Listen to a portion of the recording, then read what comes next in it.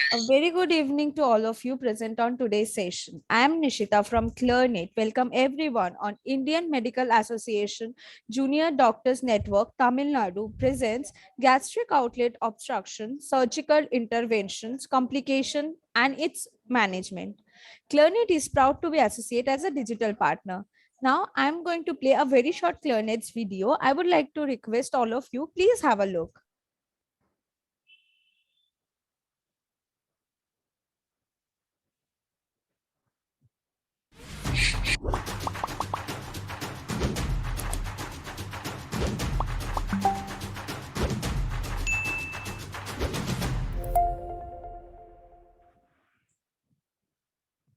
Thank you so much everyone for your patience watching. ClearNet is India's largest live digital CME and doctors generated medical content platform. Now I would like to hand over the session to Mr. Praveen S, who is pre-final MBBS, Madras Medical College, Chennai State President, SNO Tamilnadu. Mr. Praveen, over to you. Please proceed. Thanks for the introduction, Nishita. So, good evening and warm welcome to all. I am Praveen, doing my pre-final MBBS from Madras Medical College, Chennai, State President of SNO Tamilnadu. I feel really elated to see medical students and doctors have joined this webinar from across the lengths and breadth of this nation. IMA JDN has been doing plethora of webinars on various topics with the objective of disseminating knowledge and keeping the medical community informed and updated. IMA JDN, in collaboration with Student Network Organization Tamil Nadu, presents the topic gastric outlet obstruction, its surgical intervention, complications, and management. The pattern of our webinar is Dr. Abul Hasan sir, a senior pediatric surgeon from Erode. Sir is the chairperson of IMA JD in Tamil Nadu and also IMA Tamil Nadu State President-elect 2024. And we have with us Dr. Venkatesh Karthikeyan sir, who is the Community and Family Medicine PG from AIMS partner. He is also General Secretary of IMA JD in Tamil Nadu. I feel honored to introduce the speaker for today's session, Dr. RAJAMAHENDRAN sir, who has done his MBBS, MS, FRCS from EDINBURGH, FMAS, MCH in Surgical Gastroenterology. Sir is currently working in Government Villupuram Medical College and Hospital, Villupuram. Founder, Dr. RAJAMAHENDRAN sir is the director and founder of RRL Next PG Coaching Institute and an educator in an academy. He is a pioneer to start MCH, Surgical Gastroenterology Medical Entrance Coaching in India. Sir has authored 10 medical books and co-authored many more in surgery, pediatrics, OG, and several other entrance exam books. He has also published several international journals, including embryonal rhabdomyosarcoma, palliative resection and carcinoma, etc. Sir is also a great fitness enthusiast and has a tremendous following in social media platforms such as YouTube, Instagram, and Facebook. So with this, we shall move to the session. You can take over the session, sir. Thank you so much, Praveen. Thank you, Dr. Venkatesh. Thank you, Abul Hasan sir, for introducing me and inviting me for the session. Shall we start the session? Yeah, sir. Yeah, sir. We can start the session. Okay. Excuse me, sir. Before that, I would like to request Dr. Abul Hasan sir to give the welcome address. Yes, it's okay anyway. Good evening, Venkatesh and Praveen and Dr. RAJAMAHENDRAN. I'm very happy indeed to participate in this in a kind of series of CMA programs organized by Venkatesh and Praveen and in JDN platform. JDN has been concentrating on a few of the issues of junior doctors today. The first and foremost thing is the academic growth and skill development, and also help people to crack competitive exams like NEET. So we have been holding this, conducting this series of webinars, and there's one among the seminars today's talk by Dr. RAJAMAHENDRAN. And in this context, I also like to inform everybody, all the delegates, that we are IMA JDN of Tamil Nadu State Branch is organizing a World Young Doctors Day celebration on coming June 24th, that it falls on Friday, from 8 a.m. to 5 p.m. Wonderful workshop and preliminary sessions are lined up. It will be a real treat for all the young doctors. And we have been, kind of motivating a board, kind of young doctors welfare board, to help our young doctors to get their objectives of academic growth, job opportunities, leadership development, and so on. So this meeting is one of the developments in that direction. And I wholeheartedly invite on behalf of the organizing team, every one of you to come and attend the function. Whoever is very close by, it will be very easy to reach Chennai and attend. And yeah, and I wish all the delegates of today's seminar to have a very good time, very good day with Dr. Rajamahendran. Thank you very much for the opportunity. Over to you, Dr. English. Thank you so much, sir. I know how busy you are in organizing this 24th event. I would also like to quote that Health Minister and many senior members, senior politicians are also coming for our event. I hope it will be a great event, and it will be of great value addition to students if they are attending. So without further delay, I would like to just quote two things about Rajamahendran, sir. First thing is that many of you might be familiar with sir as an author of surgery books. People might be reading his surgery books, but even before reading his surgery books, I'm one of the students who read his OG book. So I got benefited by his OG notes, OG practical notes. I only read that for my OG practicals. So like that, sir is writing many books and he's influencing a lot of people. Even just now, I'm sitting outside my library, and even while walking out of the library, I could see people watching sir's recorded videos. So that is the reach and impact sir is giving to the doctors community. And I'm very much sure that sir is going to be he's going to influence the history of medicine and surgery in India. So we are so glad that such a great person, such a legend is with us today, and he has spared his precious time to educate all of us now. So thank you so much, sir. Without any delay, I'd like to request you to continue with the session. Thank you, sir. Thank you, Venkatesh. Thank you so much for your introduction. Thank you all. Shall I start the session now? Yes, Yes, please. Sir. I'm sharing my screen.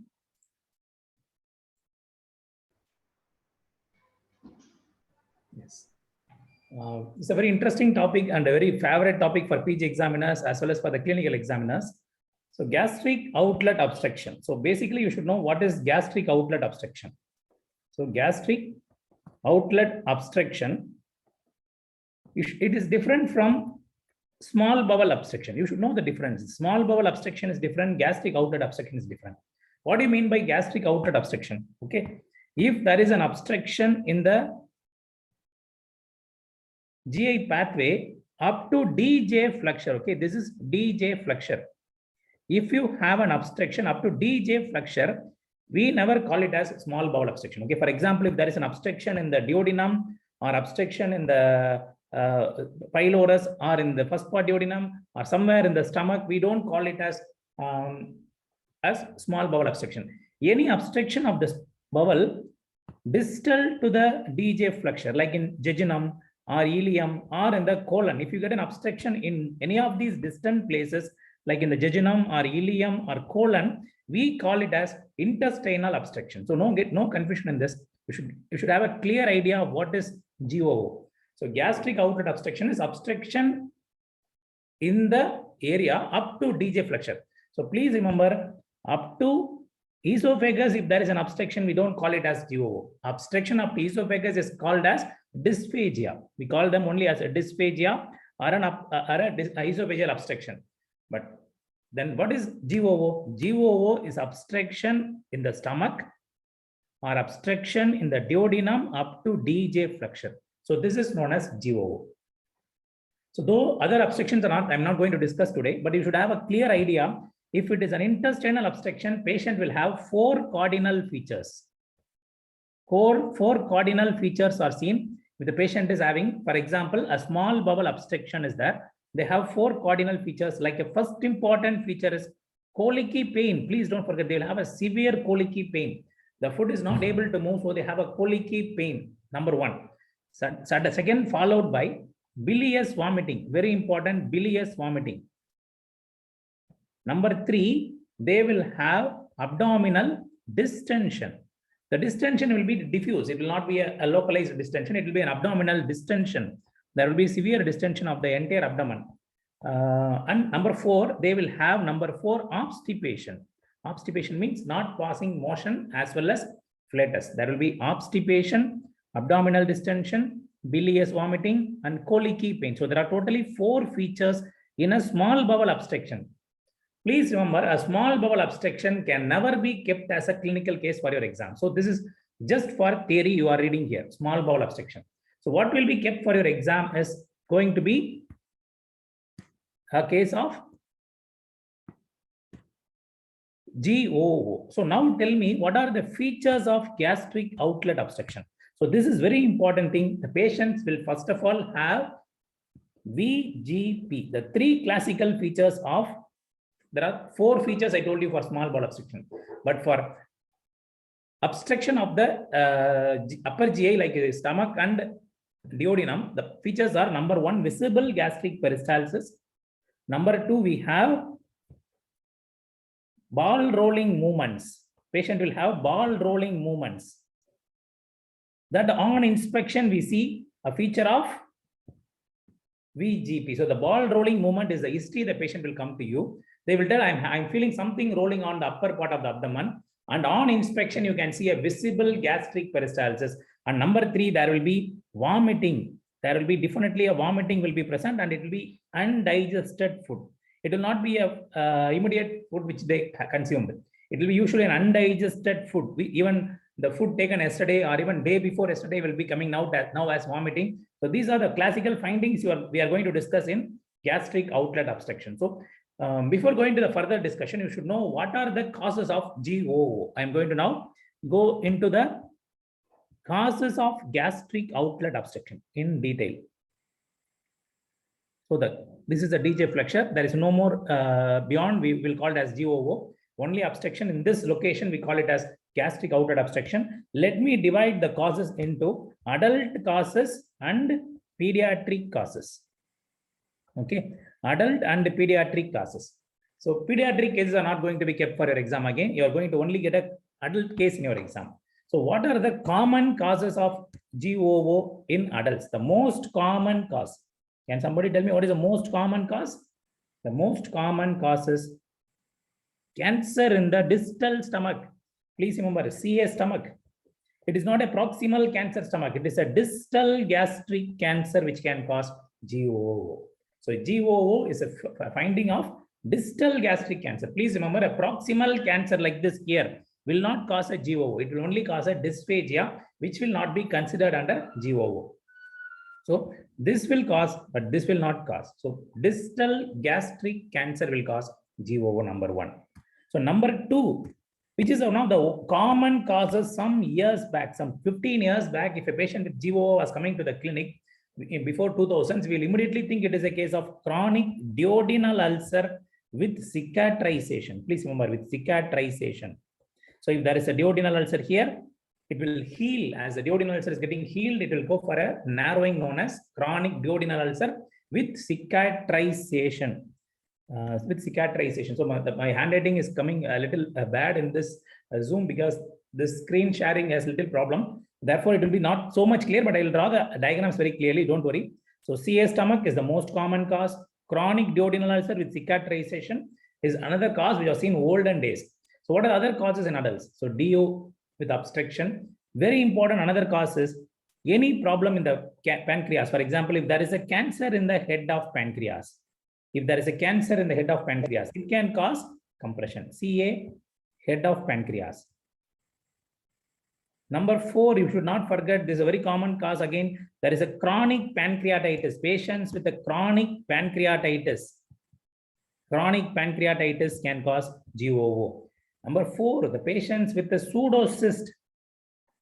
Pseudocyst in pancreas can cause GOO. For example, this is a pseudocyst which will compress the duodenum and will cause GOO. So I'm telling you the common causes which we see in regular practice: distal gastric cancer, chronic duodenal ulcer with cicatrization, CA head of pancreas, chronic pancreatitis case, pseudocyst in pancreas.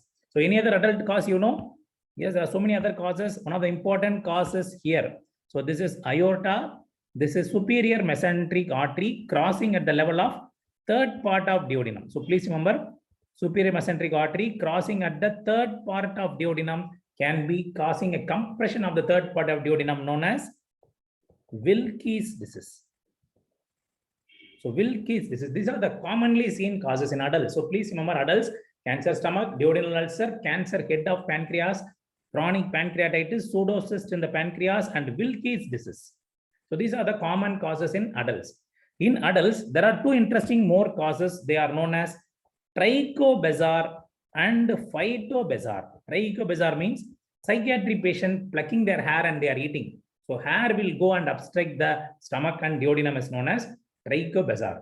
Then phytobezoar, which is not only seen in psychiatric patients, it is also seen in diabetes mellitus with gastroparesis. Diabetes mellitus with the gastroparesis patients, we get a phytobezoar.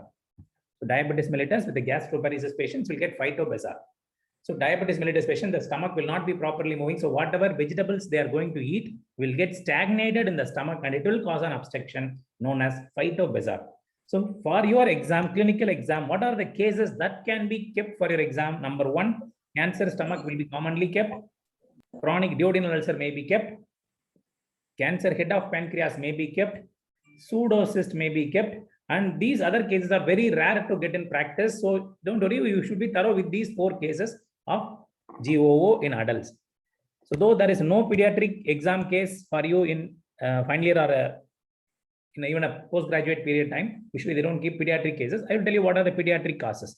So most common cause you should know here is congenital hypertrophic pyloric stenosis.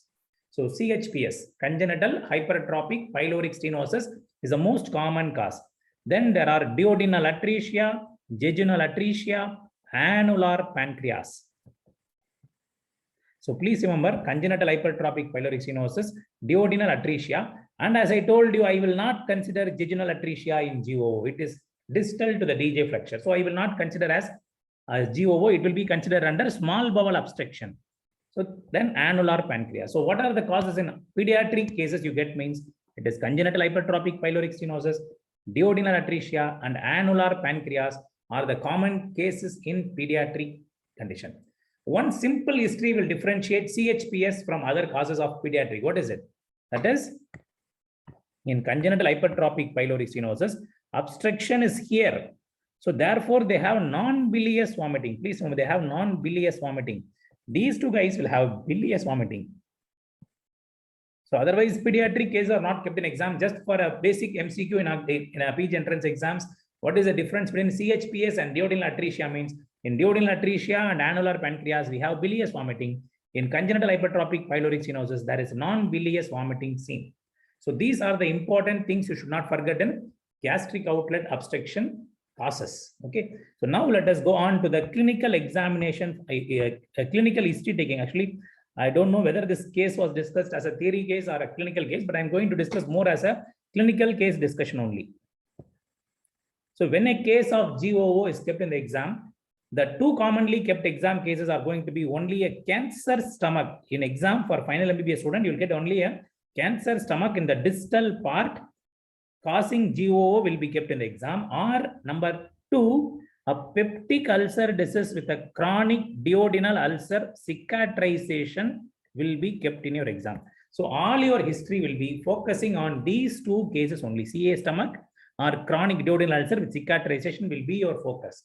So every question you are going to ask now for these two cases is going to be a cancer stomach and for a duodenal ulcer. Let us assume this is Mr. Ramu, 60 years male, coming to you with a GOO. And this is Mr. Somu. He is a 30 years male. Okay, 30 years male, Mr. Somu coming to you with a GOO. So we are going to differentiate the clinical features of Mr. Ramu and Somu. So please remember, Ramu is going to have a cancer stomach. Somu is going to have a chronic peptic ulcer disease with cicatrization. Let us start the history for these two guys. So the first important thing to say, Ramu may have cancer is his age group is old age. So chronic duodenal ulcer is common in young age. Is common in young age. So now you have to ask them what they both will have the same presentation. Please remember, clinical feature of these two cases are, clinical feature of the both the cases will be, they will come to you with a vomiting. They come to you with a vomiting of undigested food particles. Undigested food particles consumed even 3-4 days back, number 1. They come to you with a history of ball rolling movement. Ball rolling movement. They come to you with a history of loss of weight. Loss of weight is present. So these are the three important history they will come to you. So loss of weight will be there, ball rolling movement in the upper abdomen will be there, vomiting of undigested food particles will be there. These are the classical features of gastric outlet obstruction in Ramu and Somu. They both will come to you with the same feature. How to differentiate whether it's a cancer or a peptic ulcer is now starting from the history. Okay, it's going to start from history. Okay, number one. Who will have a short-term history? Who will have a long-term duration? So the duration is very important thing now. So you should understand cancer will have a less than 6 months duration of vomiting and other things. Whereas peptic ulcer will have history of years together. So it may be, they may be having a vomiting on and off for more than 1 year, 2 years, or having a similar episode before. Like that, long history is for duodenal ulcer. So long history. Whereas cancer will have short history of less than 6 months. The most important thing which is going to help you to know whether it is a benign or malignancy is going to be asking an important history known as pain, associated pain. So can you tell me what is the associated pain in cancer stomach? Yes, they may be painless. Painless, very interesting thing. Cancer may be painless for long period, but they may have pain once it infiltrates the pancreas. Please remember, once it infiltrates the pancreas, posteriorly, it can have pain. And this pain will be unrelated to the food. Please remember, unrelated to food. Pain in cancer, if it is going to happen, it is an advanced disease and it is unrelated to food. And if there is a back pain, please remember the patient might have had cancer infiltrating into the pancreas as a cause of back pain. So all these are findings which will lead you to cancer stomach. And the pain in case of duodenal ulcer is typical. They will have long history of pain, pain relieved by eating. Very interesting point. Pain relieved by eating. So you know very well, a duodenal ulcer patients, the pain will be relieved by eating, and a gastric ulcer patient, pain increased by eating. I'm not going to the basics of peptic ulcer disease, but pain relieved by eating. And these guys keep on eating all the time to reduce the pain. Therefore, a duodenal ulcer patient would have been obese initially. Initially, a duodenal ulcer patient will be obese. They are common in a young age and they will be obese because pain relieved by eating. They keep on eating all the time. So eating decreases the pain. And please remember, therefore, they might have had a weight gain initially. And it is periodical pain, periodicity. A classical finding of duodenal ulcer, periodicity. What is this periodicity? Periodicity means they have more of pain in the autumn season and in winter season, because water is an alkaline medium. In summer, we keep on drinking water and the duodenal ulcer is little silent. Whereas in the winter, we don't drink much water. Therefore, we have more of pain. So periodicity is more common in autumn of winter season, and in the cold seasons, we have more of pain. And that is why you would have seen when your house agency, you would have seen more and more of duodenal ulcer perforation patients are common in the winter season. Summer season will get less of perforation cases. So pain, and the pain itself will come to make you a clarity whether it is a peptic ulcer or a cancer. Very important thing. Okay. And loss of appetite plus weight is more in favor of cancer. Loss of appetite and weight is more in favor of cancer. They have cachexia. The patient will look very cachectic. It's classical finding of cancer stomach. Okay, it's a finding of cancer stomach. So these are the important histories you should know in the history taking. Okay, in the history taking, you should ask all these findings, and you have to now. You are coming to a conclusion from the history. You think it can be a cancer or it can be peptic ulcer disease, and you are going to examine clinical examination of abdomen. So I am now going to examine the abdomen, and you have to elaborate in detail about the vomiting in the history. So vomiting should be elaborated in detail before going to clinical examination, which I am not going, because if I take everything in detail, I could not cover in 2 hours. So vomiting in GOO, what are the questions you should ask? So the vomiting is bilious or non-bilious? First question, it is non-bilious because obstruction is proximal to the ampulla.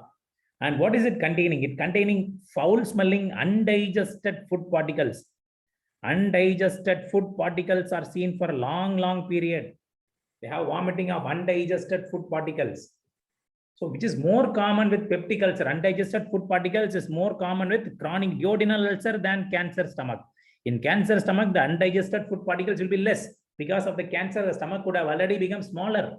Whereas in a peptic ulcer, the stomach becomes bigger and occupies and contains all the undigested food particles for a long time. So vomiting is non-bilious, undigested food particles will be there, and it is projectile, and you should ask for history of association with blood known as hematemesis. So history of hematemesis you should ask. So who will have more of hematemesis means, please remember, it is chronic duodenal ulcer cases might have had more of hematemesis. Cancer stomach hematemesis is less common.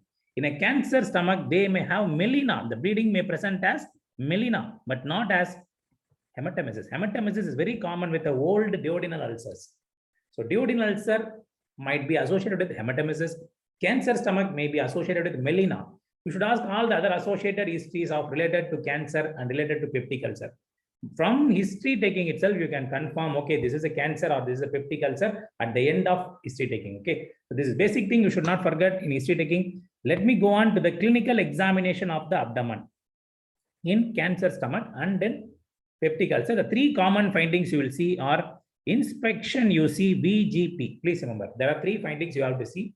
Inspection, there will be VGP. The peristalsis starts from left side and moves to the right side. That is known as VGP, peristalsis of stomach from left to right. So there is another peristalsis in small bowel obstruction known as VIP. VIP is left to right or right to left. It can be in any direction. But our case will have VGP, visible gastric peristalsis. Very important point. And in inspection, you can see visible gastric peristalsis and a fullness in the epigastric region. And you sometimes, if it is a cancer, you will see a mass also in the epigastric region. So VGP you should look for. Then you should look for succussion splash. So succussion splash should be noted. Please remember, succussion splash should be noted only after giving more than 2 hours of solid food. It should not be done within 2 hours of solid food because the solid food itself can cause some succussion splash sound. It should be done 2 hours after solid food. Okay, so and liquid food should be avoided before doing this test. Liquids must be avoided before doing this test. So therefore, it's an interesting question in the exam. Which one will you do first? Will you look for VGP first or succussion splash first? Means, please remember, I should look for succussion splash is done first. So you have to do a succussion splash test. Means we make the patient lie down and shake his abdomen like this. When you shake his abdomen, even you might have had the succussion splash in your stomach after drinking 1 liter of water, you can hear the succussion splash sound. So that sound can be heard for patient who is on not any diet for more than 2 hours and not taken any liquids. So VGP will be present only on taking water. So therefore, when you are going to test for VGP, we will be giving water, which should be done only after doing a succussion splash test. Okay, so succussion splash is done first. Then you give water and look for VGP. And now you should look for the distension of the stomach should be found out. By what method? Distension of stomach. So distension of stomach is identified by keeping a bell of stethoscope near the umbilicus region. You keep the bell of stethoscope like this and you start scraping with the key like this from inside to outside. Inside to outside, you start scraping like this. On scrapping, you can auscultate. There is a change in resonance from one place to another place. The distended stomach can be marked fully like this. So the stomach will come even up to the hypochondrium, above the bladder level, it will come this much. Stomach is distended. This test is known as auscultoscraping. The examiner will be waiting for you to tell auscultoscraping test. So 3 important tests: VGP, succussion splash, auscultoscraping are the 3 important tests you must do. You must do these 3 important tests: VGP, succussion splash, auscultoscraping in any case of GOO. In any case of GOO, you must do these 3 tests: VGP, succussion splash, and auscultoscraping. So now we are going to these 3 are common. It is seen in both cancer stomach or peptic ulcer. You get these 3 features common. How to differentiate it is a cancer stomach or a peptic ulcer disease? By examination, I am going to tell you what are the findings which will favor more of cancer stomach findings. Cancer stomach findings, number one important finding is if there is a mass with GOO, it is cancer. It's a very basic MBBS, second MBBS level question. A GOO with a mass is more of cancer. A chronic duodenal ulcer will have GOO with no mass. Very basic question. So mass with the GOO is cancer stomach. A GOO with no mass is duodenal ulcer. And in cancer stomach patients, you should know the features. The features of these patients are STOMACH. You have to look for these 7 findings in history taking, and you should look for 5 MCQs for your exams will be asked in clinical examination. So the questions are, in stomach cancer, the cancer can be a silent cancer, or it can be a tumor. The patient can come to you, I'm having a mass tumor. Or the patient can come to you as GOO. Patient can come to you as melena. Patient can come to you with a slow bleeding causing anemia. Patient can come to you with a cachexia. Patient can rarely come to you with a hematemesis. So these are the features of cancer stomach. Stomach is a mnemonic for cancer stomach features. Silent, tumor, obstruction, melena, anemia, cachexia, and hematemesis. So these are the classical features of stomach cancer. And what are the 5 MCQs you have to examine clinically? Are number 1, Sister Mary Joseph nodule.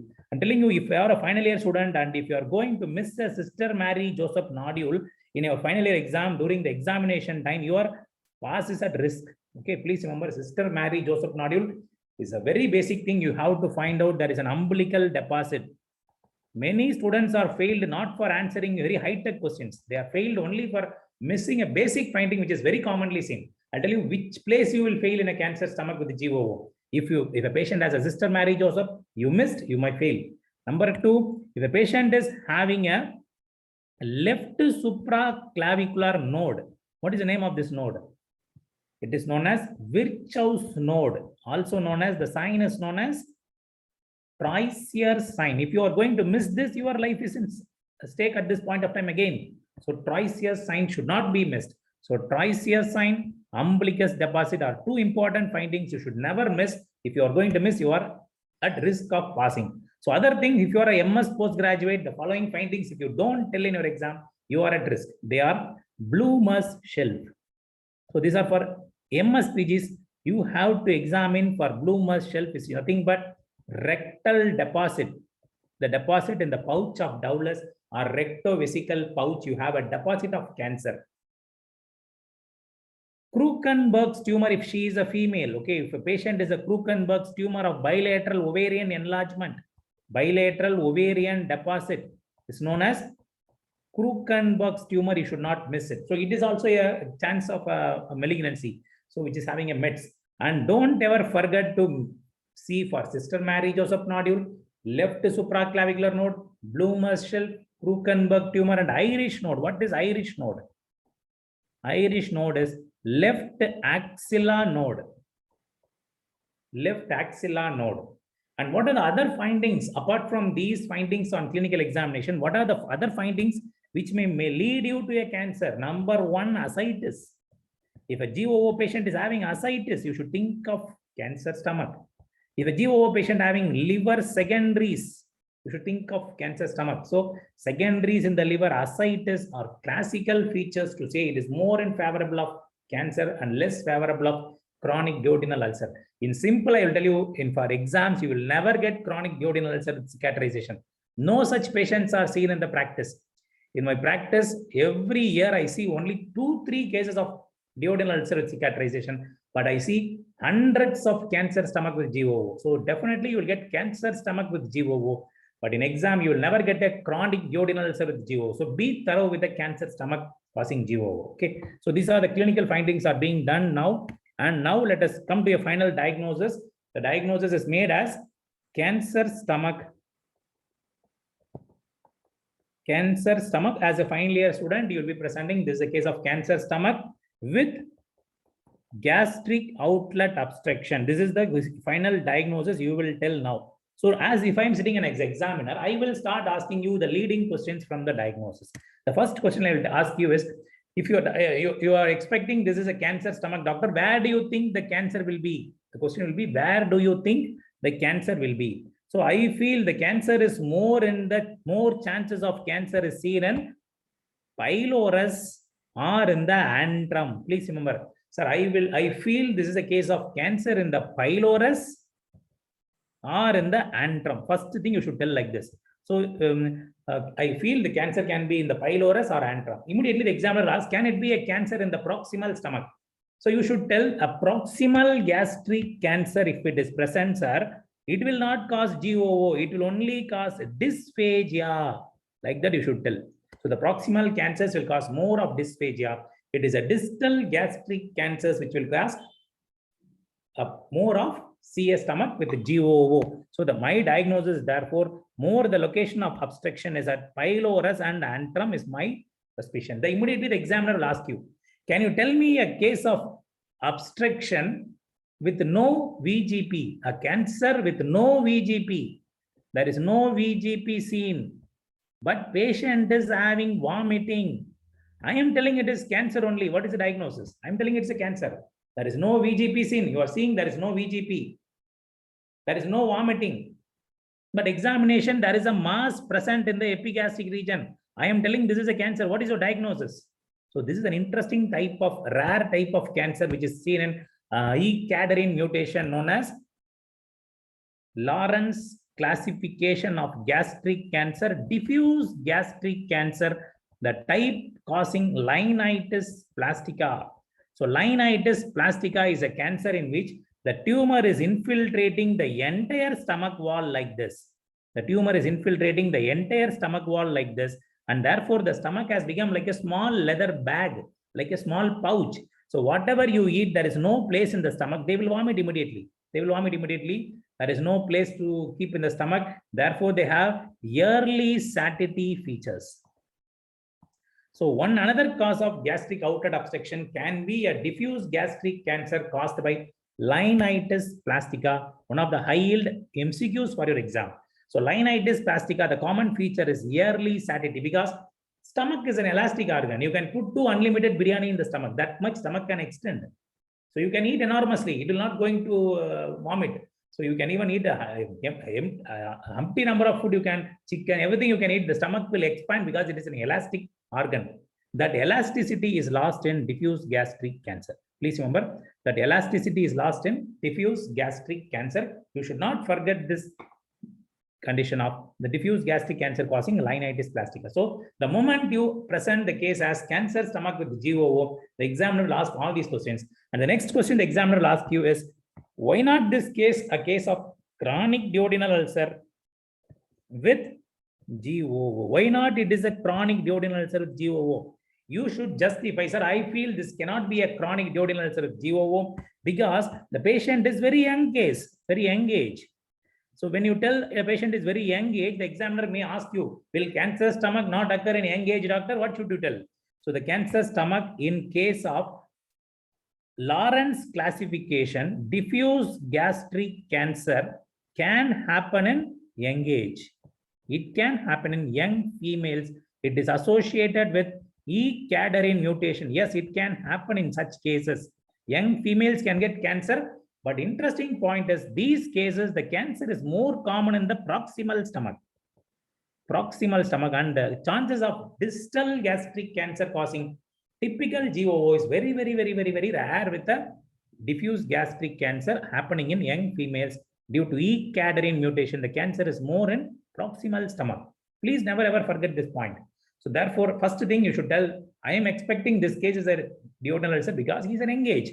Number 2, he is having the typical symptoms of duodenal ulcer. Typical duodenal ulcer symptoms he is having. You should tell only that.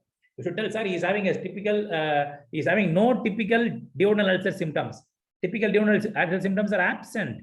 So absent, what then? Immediately you should lead the examiner to put your questions. You should make the examiner to ask you. So typical duodenal ulcer means what do you feel that is duodenal ulcer symptoms? You should tell, sir, pain relieved on eating, pain relieved on eating and pain more on empty stomach, and the patient keeps on eating all the time, periodicity of pain, patient is obese, all these are features of typical duodenal ulcer symptoms. Okay, and you should tell on examination, I could see a mass. Mass is absent in duodenal ulcer. Mass will be definitely present in most of the cancers. You can palpate the mass, firm mass moving with the respiration, you can always find it.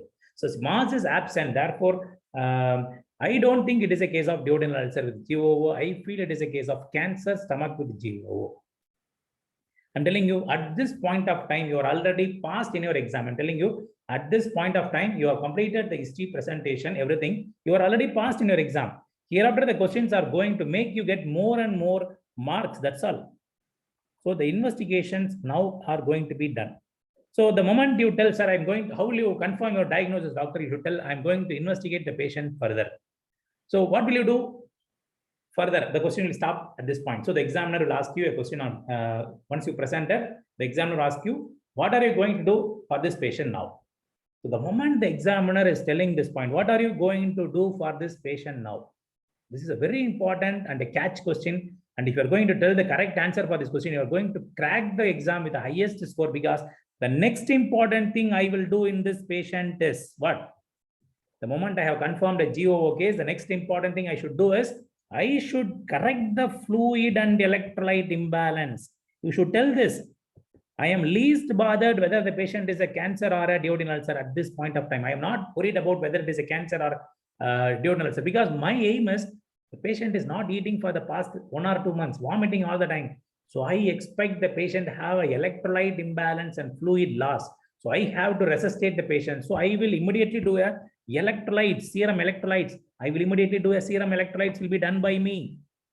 Serum electrolytes will be done. And what is the finding of serum electrolytes is going to be 100 times asked MCQ in PG entrance exam. The patient is vomiting. So what will come out on vomiting? I'm going to tell you what is happening in electrolyte imbalance. Patient is vomiting. He is going to vomit HCl. First, remember, he is going to vomit acid. So HCl is vomited. Therefore, patient first of all develops metabolic alkalosis. Metabolic alkalosis and hypochloremia. Hypochloremic metabolic alkalosis has started immediately. The patient starts developing vomiting for even 5 days, 6 days. He may develop hypochloremic metabolic alkalosis. So when there is a metabolic alkalosis, you naturally know what happens in the kidney, in the tubules. What happens, you know very well. So in the proximal convoluted tubules, collecting duct, distal convoluted tubules. So the moment you start vomiting like this, what should get excreted in the urine as a compensatory mechanism?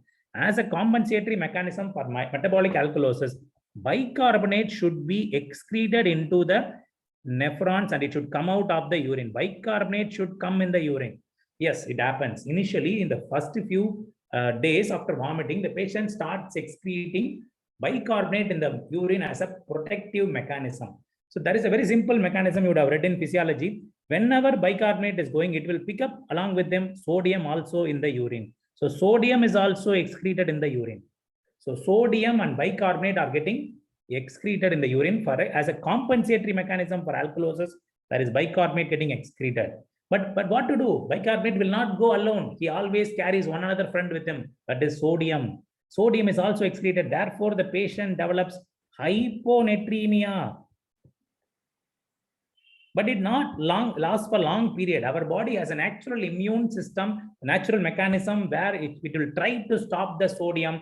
And instead of sodium, there will be a mechanism happening which is going to secrete potassium. What is that mechanism? That mechanism is renin-angiotensin system. Renin-angiotensin system. These are pure physiology. When you go back and read the physiology, as per renin-angiotensin system acts, and aldosterone and the various mechanisms now causes potassium loss. Potassium gets excreted instead of sodium. So therefore, patients may also get hypokalemia. But you know, very important electrolyte in your body is potassium. So potassium loss may cause cardiac failure. Therefore, our body immediately acts to replace potassium with some other positive ion. So what will be the other positive ion? Instead of potassium, there may be loss of calcium. Calcium is going in the urine. So therefore, there may be hypocalcemia. But at one point of time, calcium is also very important in our body. So calcium is also preserved. And who will go for along with the bicarbonate as a positive ion? So therefore, to the bicarbonate ion, the person who is going to get excreted now is going to be acid H+. H+ instead of Na+, instead of K+, instead of Ca2+, H+ is going to come out of the urine. And this becomes the phenomenon known as paradoxical acid, because in a metabolic alkalosis, acid should be conserved, but this guy, paradoxical renal aciduria happens. So you might understand this mechanism all very clearly when you go back and study the physiological functions of the renal tubules from your Hayden and Genong. All these are from that book. I cannot go in depth, but this is a basic outline what is happening there. The electrolyte imbalance seen as hyponatremic, hypokalemic, hypocalcemic, hypochloremic, metabolic alkalosis with a paradoxical aciduria is a final phenomenon of the patient. So when I do serum electrolytes, what I will get is I will get all these findings. So the moment I see the patient, I will immediately correct this electrolyte imbalance using what is the fluid of choice. So when we are doing finally an exam, the fluid of choice is going to make us pass or fail. If we make a mistake in this step, we are sent back to the preparation again. So what is the best fluid here for a case of GOO?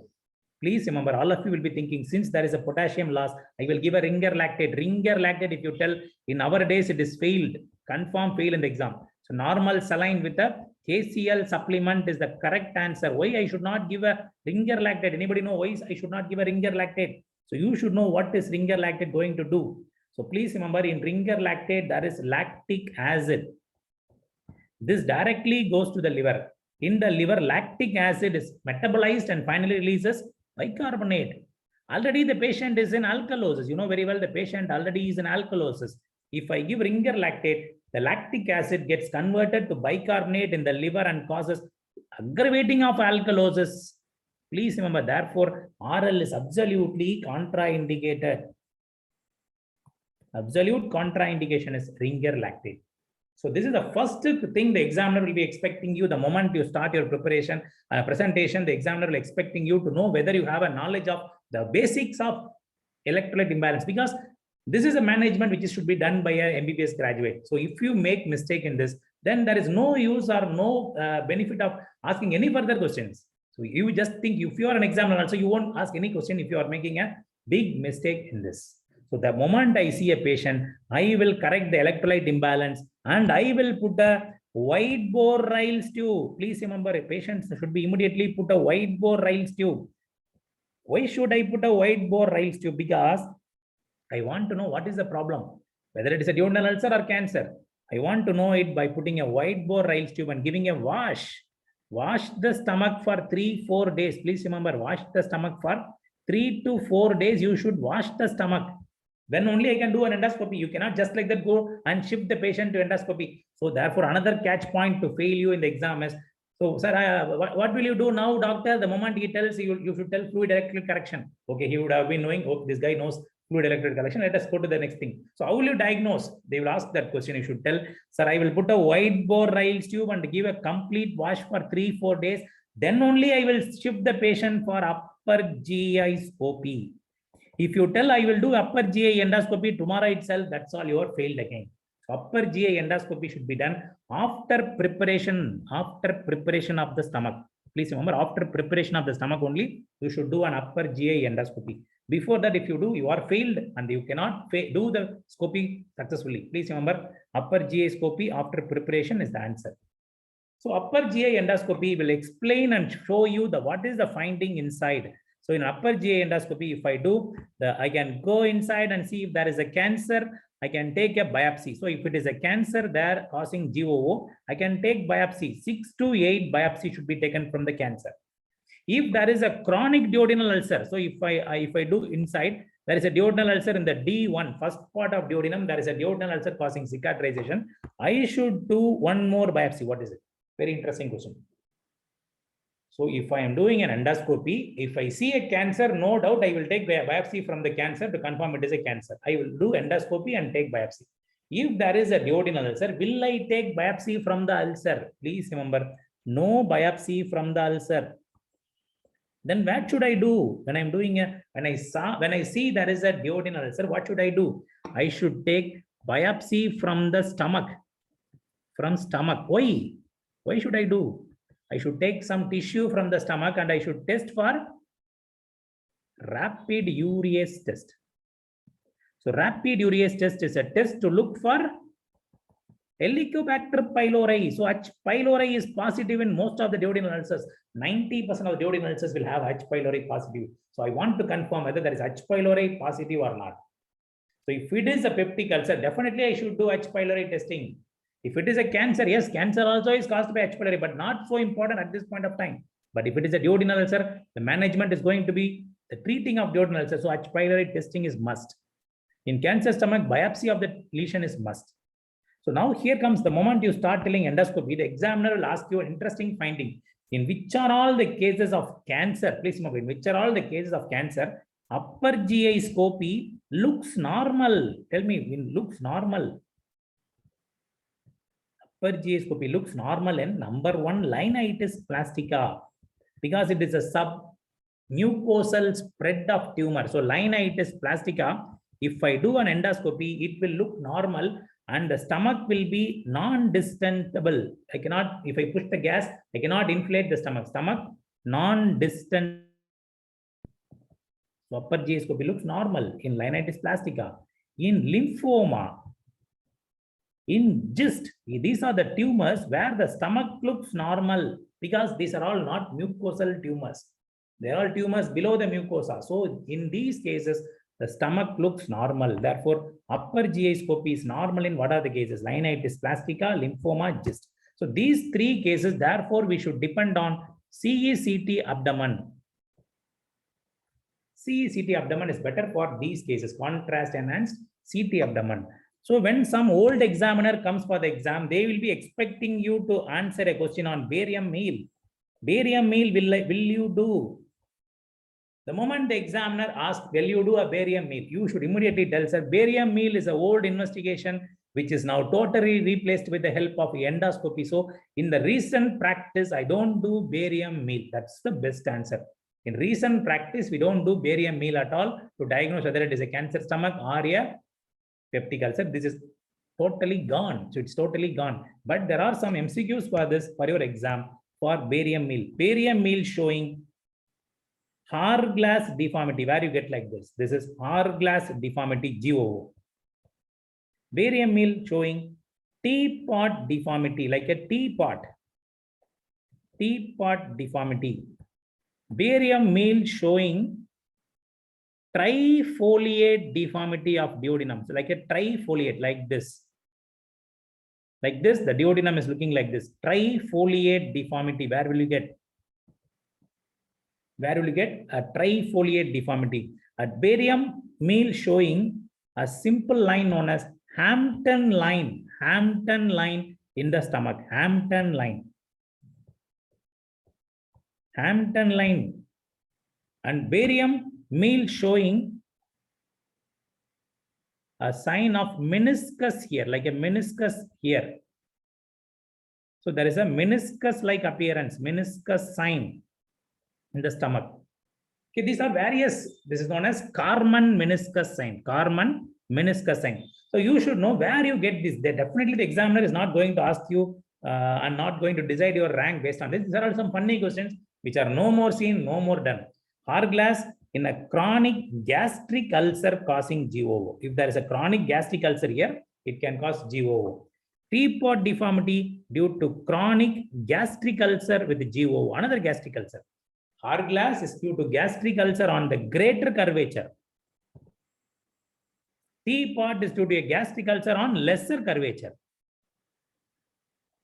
So gastric ulcer is totally not seen nowadays. Trifoliate is due to deformed due to D1 ulcer. D1 ulcer causes trifoliate. Hampton line is due to what? Due to thin line. It is a thin line seen in benign ulcer. This is a Karman meniscus sign, is a feature of malignancy, malignant ulcer in the stomach. So these are just for funny MCQs which are asked in PG entrance exams. You might not need in final year. You can just remember what are the barium meal findings.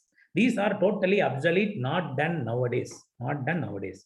So you have to now move on to the next investigation. So if you have found on endoscopy it is a cancer, what is the investigation of choice to stage the cancer? If it is a cancer, I should now do the staging of the cancer. Please remember, I should now do the staging of the cancer. Staging of the cancer is CECT abdomen. CECT abdomen is one method. Another method which is not available in most of our medical colleges is EUS, endoscopic ultrasound. So what are the investigations to stage the cancer? So what is best, I will tell you later, but please remember what are the investigations. For staging the cancer, I will do EUS, I will do CT abdomen, I will do PET CT. PET CT. Or number 4, I will even do a staging diagnostic laparoscopy. Please remember, diagnostic laparoscopy is also an investigation of cancer stomach. So which is the best for each? So please remember, EUS is the investigation of choice for T staging and N staging of cancer stomach. Very interesting point. But since in our medical colleges we don't have EUS, we commonly used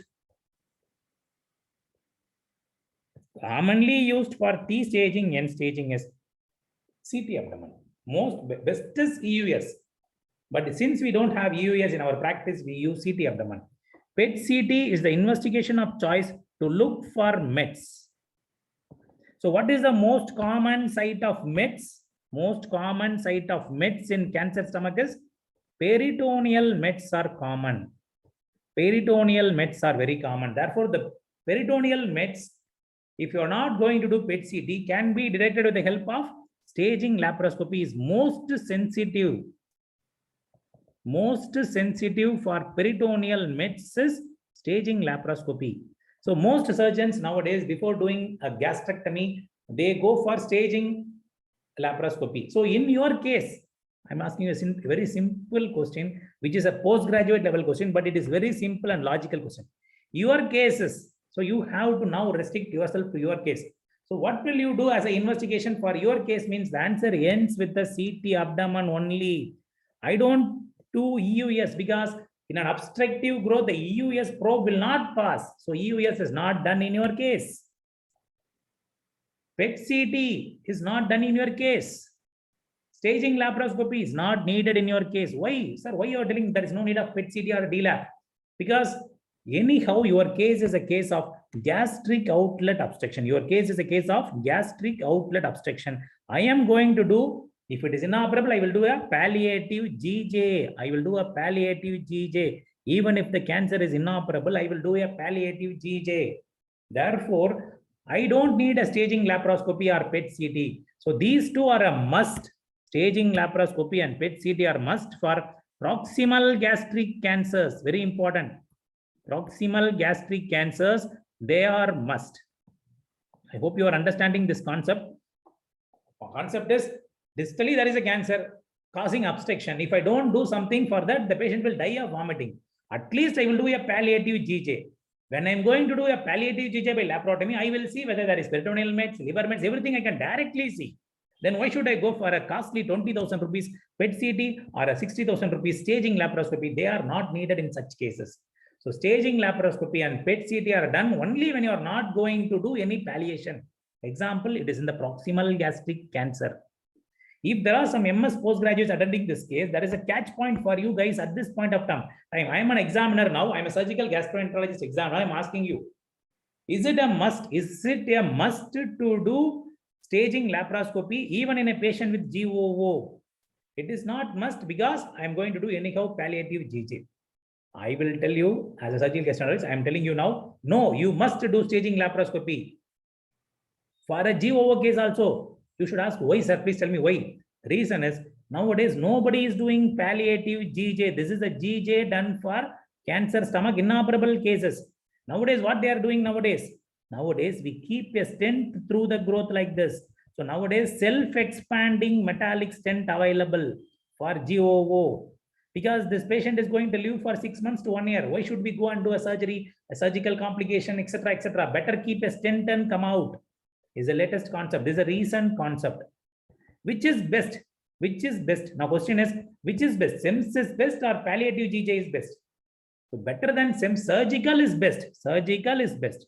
Surgical bypass is always the best if patient is fit.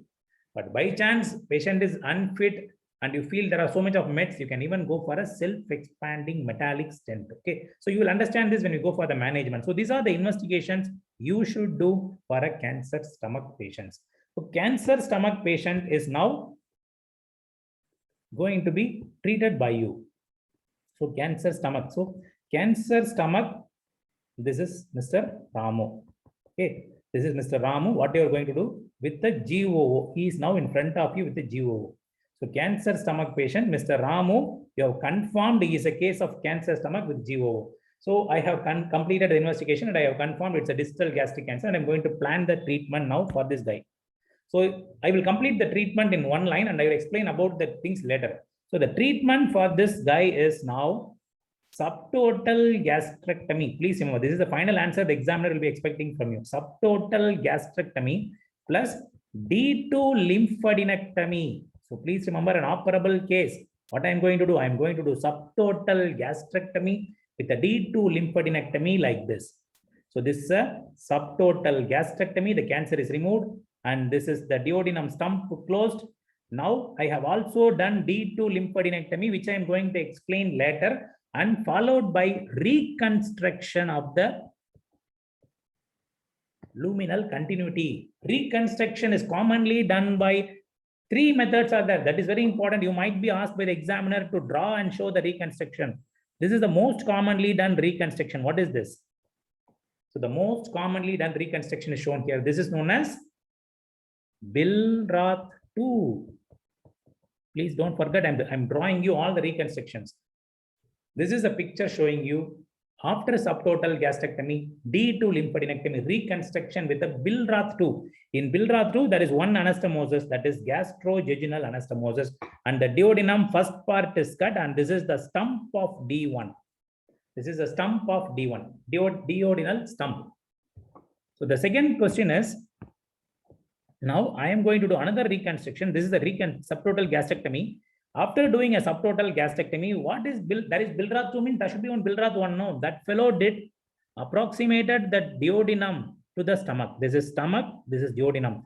He approximated gastroduodenal anastomosis known as Billroth 1. Nobody is doing this operation nowadays. Billroth 1, nobody does this operation nowadays. So another operation, what is the other operation done? There are 3 operations of reconstructions. This is a subtotal gastrectomy done. This is the cut end of duodenal stump. You see, this is a DJ flexure. Let us assume this is a DJ flexure. I am not going to do GJ now. I am going to leave the jejunum. I cut the jejunum here. Please understand, this is jejunum. I am cutting the jejunum. I am cutting the jejunum here. This cut end of jejunum, I am bringing it to the stomach like this. I am now doing a GJ here with a cut end of jejunum. And now this is the remaining jejunum continuing. I will be now anastomosing this jejunum to jejunal anastomosis. So it looks like a letter Y. Can you see? This is looking like a letter Y. So there is a GJ, there is a JJ, there is a duodenal stump. So this is known as Ru and Y reconstruction. Ru N Y reconstruction. What is the disadvantage of Ru and Y? Can you tell me what is the disadvantage of Ru and Y? In Ru and Y, you can see there are 2 anastomoses. One is GJ, another is JJ. There are 2 anastomoses. There are 2 anastomoses. This limb which is going up is known as Ru limb. This is known as Ru limb. And because of this Ru limb, we can get herniation behind the Ru limb. Herniation can happen behind the Ru limb known as Peterson hernia. Peterson hernia is a herniation behind the Ru limb known as Peterson hernia can happen. So herniation behind the Ru limb is known as Peterson hernia. So many complications are there in Ru and Y. So you should be asking, sir, then why are you doing this operation? There are so many complications in Ru and Y. Then why are you doing this operation? One surgery is modified by other surgery, not for any demerits. There may be an important merit. There may be an important advantage. Can you guess what is advantage which is not which is not seen in Bilrath 1 and Bilrath 2? The advantage is very simple. Please remember what happens in Bilrath 2. This is bile, pancreatic juice entering into the lymph, that will enter into the stomach, and it will again, along with the food, will go down like this. So what happens therefore? Therefore, the food is entering and striking the stomach, causing a major complication, the clinical feature of bile reflux gastritis. Bile reflux gastritis is a complication of Bilrath 2 surgery. Very, very dangerous complication. Bile reflux gastritis is seen with Bilrath 2 cases. To prevent this bile reflux, what happens in Roux-en-Y? See the picture. Bile goes like this, bile goes like this, bile goes like this, bile will go like this. Even if it comes up, it will not come to stomach level. So there is no bile reflux gastritis. So no bile reflux. So each surgery has a merit and demerit. So Bilrath 2 will have bile reflux gastritis, whereas a Roux-en-Y reconstruction, RY reconstruction, Roux-en-Y reconstruction, there is no bile reflux. There is no bile reflux. But what is the problem of Roux-en-Y? Roux-en-Y can have two important complications. One is two anastomosis will be there. So two anastomosis, therefore increased chance of leak. And number two, Peterson hernia can happen. So these are the essential points you should know. After a subtotal gastrectomy, Mr. Ramu will undergo D2 lymphadenectomy and reconstruction by any one of these three methods. And if you ask me what I will do, I will always do only one method, that is Bilrath 2.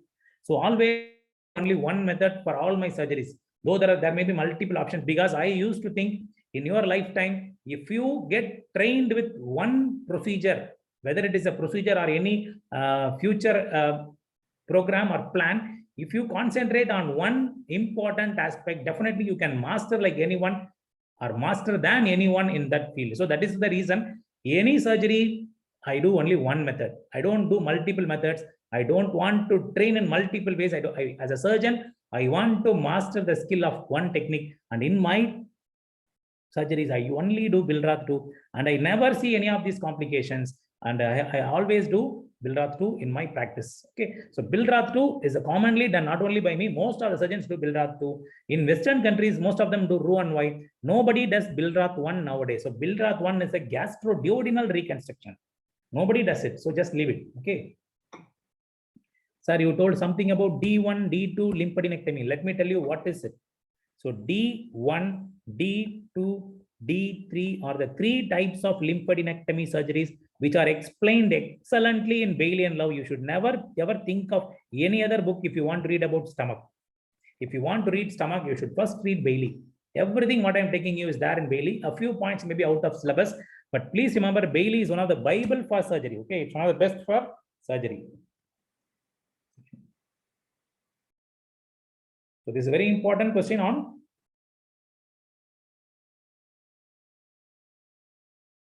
So now we are going to the lymphadenectomy concept. So a cancer stomach first spreads to the nodes. Please remember that first point. If there is a cancer in the stomach, it will first spread to where? Nodes. So therefore we have three levels of node. Level 1 nodes. Level 1 nodes are the nodes within 3 centimeters from cancer. Please remember, within 3 centimeters from cancer, it is known as level 1. Let me tell you what are those nodes. So level 1 has station 1, station 2, station 3, station 4, station 5, station 6. So these are the first 6 stations of level 1, level 2, level 3, level 4, level. These are the stations node. Station is right cardiac node. You can see in 1, we have right cardiac node. 2, left cardiac node. 3, lesser curve node. 4, greater curve node. 5, suprapyloric node. Please remember it is suprapyloric node. 6, infrapyloric node. So these are the nodes belonging to level 1. So when I'm doing a cancer operation, I should remove all these nodes. Level 1 nodes, all these nodes should be removed by me while doing a gastrectomy. So this one is level 1. Level 2. Level 2 are the nodes in close relation to the blood vessels. I'll show you what are the blood vessels. I hope you know the blood vessel anatomy around the stomach. This is celiac artery. This is left gastric artery from celiac artery. This is splenic artery from celiac artery. This is common hepatic artery from celiac artery. These are the three major vessels. So now let me tell you what are level 2 nodes. Level 2 nodes, we have to know 7 is left gastric artery nodes. Along the left gastric artery, if you have nodes, it is 7. Along the common hepatic artery, if you have 8. 9 is a node in the celiac artery nodes. These are very important questions you should know for your exam because these are updated in 27th edition daily. Okay. 10 is the node in the splenic hilum. 10 is splenic hilum nodes. 11 is nodes along the splenic artery. So this is 10, this is 11, splenic artery nodes. So what are the level 2 nodes? The nodes along the vessels. So what are the vessels? Number 1, left gastric artery node, common hepatic artery node, celiac node, splenic hilum node, splenic artery node are coming under level 2 nodes. So what is level 3 nodes? Level 3 are 12, 13, 14, 15, 16. I don't want you to remember everything. Therefore, I'm just telling only few 12 and 16. So 12 is a node, retrohepatic nodes. So hepatic nodes. Retrohepatic nodes means nodes along portal vein, hepatic bile duct, and along the hepatic artery. So the 12 is nodes along the major structures. 3 important structures, no portal vein, hepatic artery, bile duct. Along that is known as 12. So 16 is para-aortic nodes. So what is this D1? Please remember D1 is removal of stations. 1 to 7 stations are removed. D2 lymphadenectomy is stations 1 to 12 stations are removed. D3 lymphadenectomy is removal of stations 1 to 16 stations are removed. So D1 lymphadenectomy, I should remove all the nodes. 1, 2, 3, 4, 5, 6, 7 nodes I should remove. D2 is 1 to 12. D3 is 1 to 16. The D3 lymphadenectomy is done only by this Japan guys. Japanese only do this surgery. The gold standard is D2. D2 is the gold standard lymphadenectomy. Therefore, for your PG entrance exams also, you will get what is D2 lymphadenectomy means. I will remove the nodes, right cardiac, left cardiac, lesser curvature, greater curvature, suprapyloric, infrapyloric, I will remove. And along that, I will remove the left gastric artery, also is known as D1. If I remove left gastric artery, common hepatic artery, celiac, splenic hilum, splenic artery, it is known as level 2. So level 3, level 2 includes 12 also. Level 3 is all the 3 are removed. So this is lymphadenectomy. So a case of lymphadenectomy includes removal of all these nodes will be removed in lymphadenectomy surgeries. So please don't forget these points, very essential for your exams. Okay, these are very essential points for your exams. D1, D2, D3 lymphadenectomy operations. Now, we have now managed a cancer stomach. So Mr. Ramu, coming to you, you did a surgery because I only wanted to restrict to this case. I'm not going to discuss unwanted questions out of this syllabus. So I will restrict myself to D1, D2 lymphadenectomy with the subtotal gastrectomy with the Billroth 2 reconstruction is the one you should tell for a cancer stomach cases coming to you. So if a case of chronic duodenal ulcer is kept for you, this is Mr. Somu coming to you with a chronic duodenal ulcer. So he is coming to you with a chronic duodenal ulcer with cicatrization. So what will you tell for this guy? What will you tell for this guy with a chronic duodenal ulcer with cicatrization causing GOO? So for understanding this, I request you to please understand the vagus nerve anatomy. Please remember, duodenal ulcer is because of the increased acid production by the vagus nerve. So therefore, you should know there are 2 vagus nerve. This is left vagus nerve, very thin nerve running anterior to the stomach. So left vagus nerve runs anteriorly. Please remember, left vagus nerve runs anteriorly. Right vagus nerve runs posteriorly.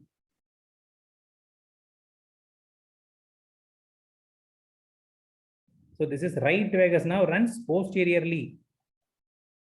So left vagus runs anteriorly, right vagus runs posteriorly. So these are the two nerves which are going to supply the major parietal cells. So please remember, they are going to supply the parietal cells like this. So they supply the parietal cells which are going to produce acid producing parietal cells. The main thing I'm discussing this here because they are going to supply the acid producing parietal cells. So these are the two vagus nerve. So they end on the pylorus. What is the name of this nerve on ending on the pylorus? Looks like a crow's foot. Looks like a crow's foot, known as nerve of Laterjet. Known as nerve of Laterjet. So left vagus nerve runs anteriorly like this thin nerve. Right vagus nerve runs posteriorly like this and causes a supply. So both of them have nerve of Laterjet.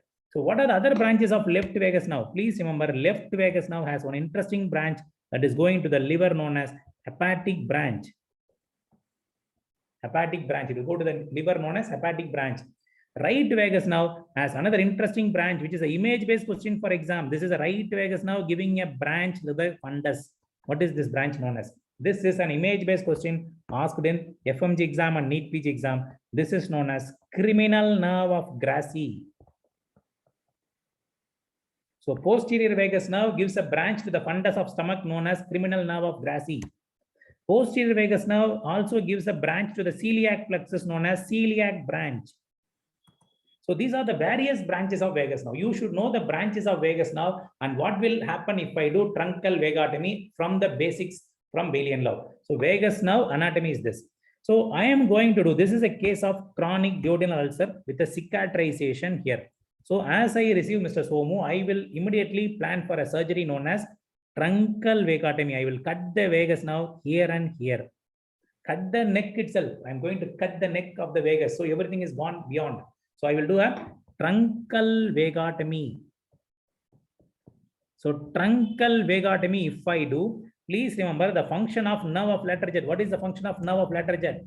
It is essential for pylorus relaxation. So therefore, if I do truncal vagotomy, the pylorus will go for narrowing. That is going for pylorospasm. They will go for pylorospasm. So the pylorus relaxation and pylorospasm will happen because of the compromise of this nerve. So therefore, if ever I do a truncal vagotomy, I should always do a drainage procedure like this. Gastrojejunostomy should be done. GJ is must. Because the food now needs to go through this way. The food now needs to go through this way, known as gastrojejunostomy is must. So in simple, in exam, if the examiner asks you, what are you going to do for a duodenal ulcer cicatrization? Just tell, I will do truncal vagotomy with GJ. So this GJ was once upon a time given by a mnemonic known as PV ring. It is no more followed. Please remember, it is no more followed. What is PV ring? PV ring means the anastomosis, no, this anastomosis, the GJ. The GJ is done posterior wall of stomach, posterior, and it should be vertical like this. It's a vertical anastomosis. And this will pass behind the colon. This is the colon, no? They go behind the colon, known as retrocolic. I for isoperistaltic. And no loop means very short loop. This limb should be short. This limb is known as afferent limb. Afferent limb should be short. And GJ. So this concept is no more. If some examiner is coming and asking you what is PV ring concept, he has not done a case of GJ.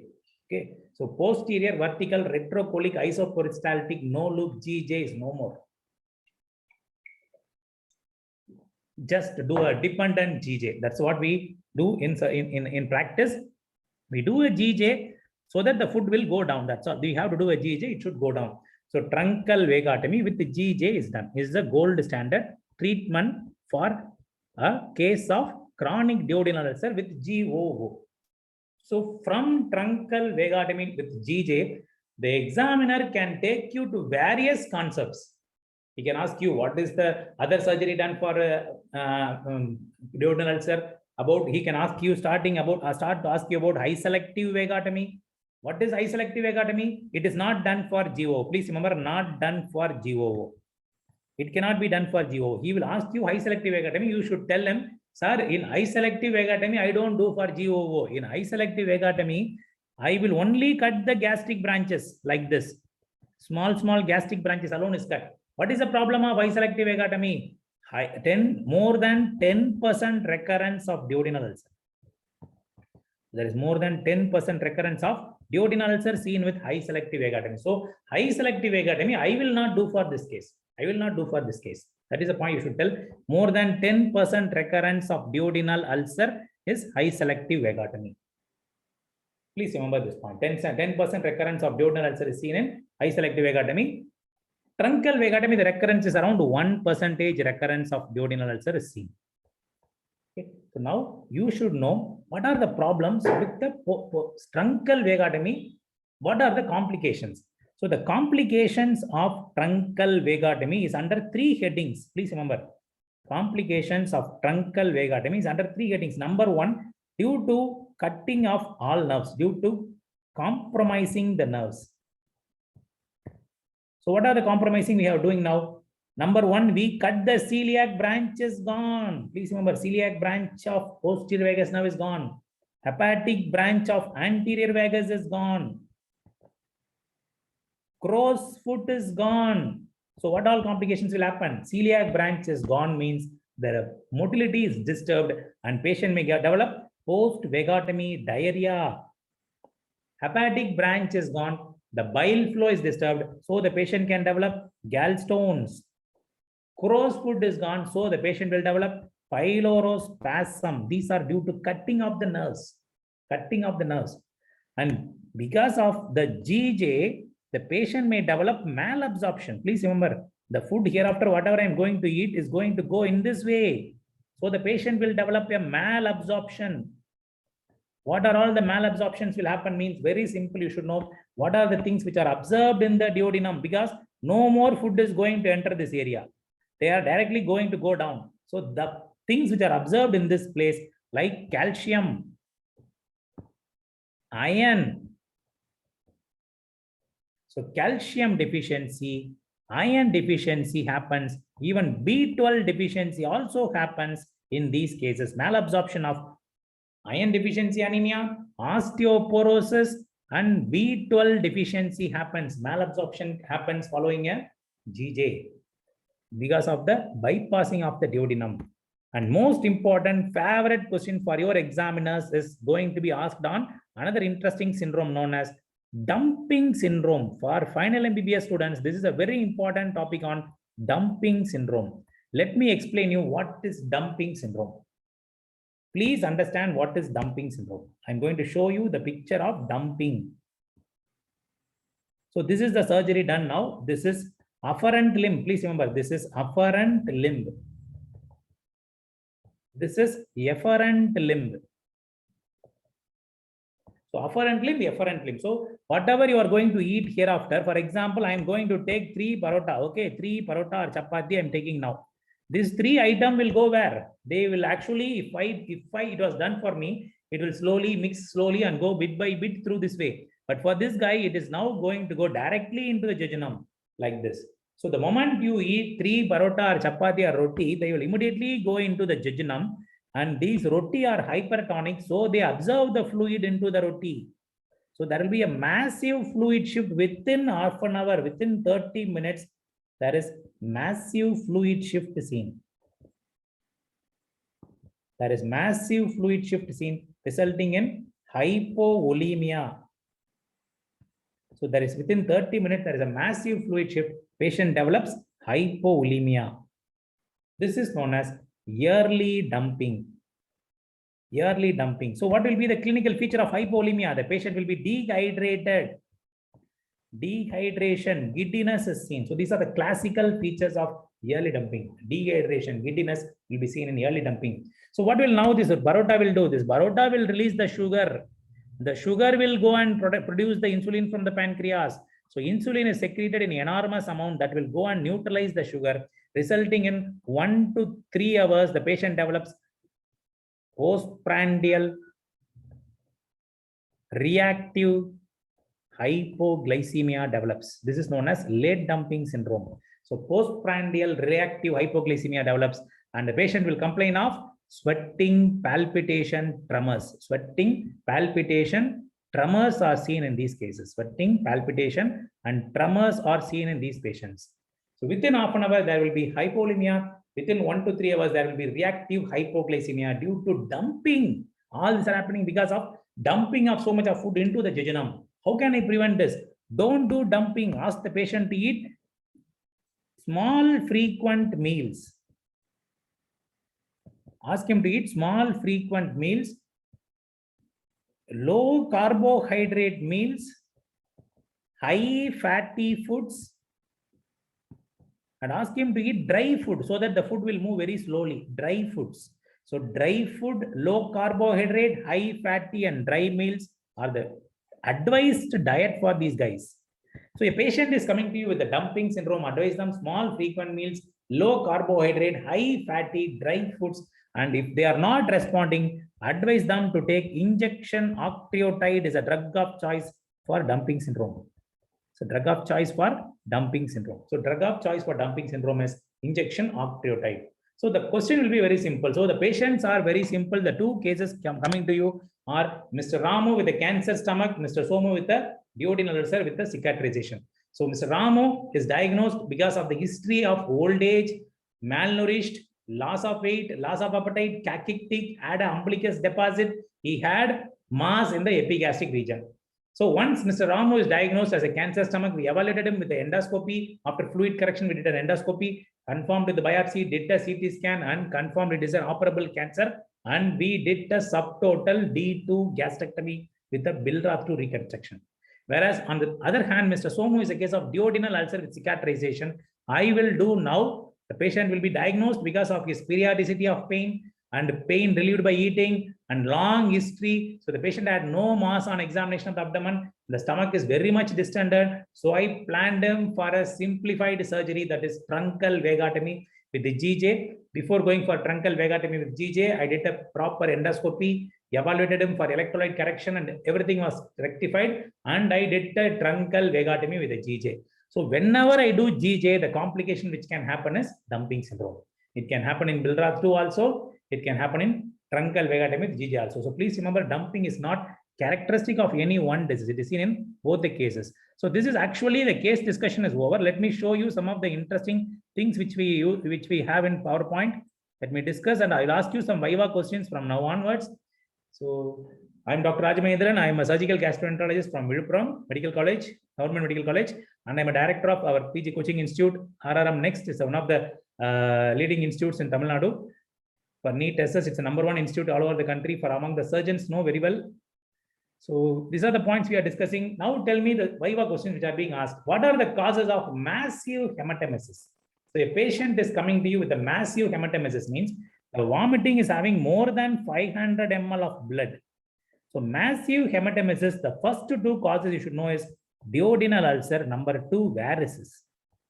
So most common is duodenal ulcer. The duodenal ulcer, the posterior duodenal ulcer. Please remember, if there is an ulcer on the posterior wall, it will bleed from the gastroduodenal artery. So duodenal ulcer bleeding from GDA is the most common cause of hematemesis. Varices from esophageal varices in DCLD, decompensated cirrhotic liver disease patients will develop varices. So the first question, what is massive hematemesis? More than 500 ml per day. What is the relation of pain and food intake in cancer stomach? In cancer stomach, pain is unrelated to food. Please remember, in gastric, ulcer, duodenal, ulcer, cancer, stomach. In gastric ulcer, pain increased on eating. Duodenal ulcer, pain decreased on eating. Cancer stomach, no relation at all.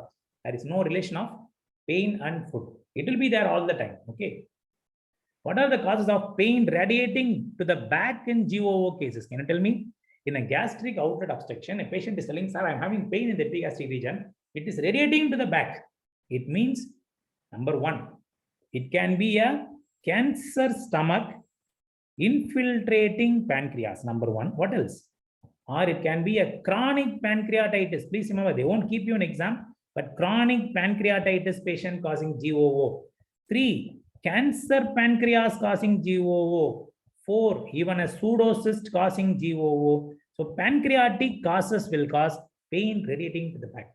Cancer stomach, chronic pancreatitis, cancer pancreas, pseudocyst, all of these guys can cause pain radiating to the back. Okay, can cause pain radiating to the back, seen in all these cases. History-wise, to say peptic ulcer or cancer stomach, I told you what are the history to say it is a peptic ulcer or a cancer stomach. Please remember it. Clinical examination findings also I told you. So, one of the important questions, one clinical finding, very important to differentiate GOO is due to peptic ulcer disease or cancer stomach, where clinically you can say this is cancer stomach. Can you tell me the answer? So the answer is, so clinically I can say this is cancer stomach by looking for a mass. Mass plus GOO is cancer stomach. Basic question, you should never make a mistake in this. So when you're getting a case with GOO and you found out a epigastric mass moving with the respiration, diagnosis over, it is a cancer stomach. So this is Sister Mary Joseph nodule on a CT scan. This is Sister Mary Joseph nodule on inspection. So this is a left supraclavicular node known as triceus sign.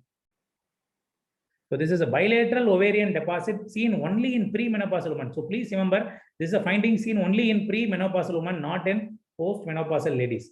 So it is because of the ovarian follicles which rupture, that area becomes raw, and in that raw area, the tumor spreads transcelomically, causing Krukenberg's tumor. So Krukenberg's is a finding of premenopausal woman.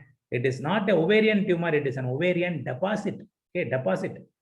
So electrolyte imbalance, I told you, please don't forget there is paradoxical aciduria. The initial thing is hypochloremic alkalosis. So what is the must before referring a patient to UGA-scopy? I told you we have to prepare the patient completely. See, this is one of my patients referred for endoscopy.